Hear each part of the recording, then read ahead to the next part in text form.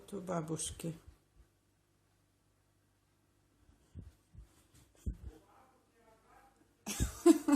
Взорвалось варенье, бутылка, крышку снесло.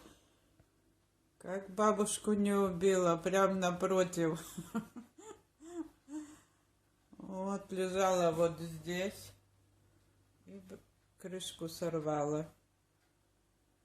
Среди ночи думаем, что это за взрыв. Я думала, Вова думал, что я на втором этаже упала.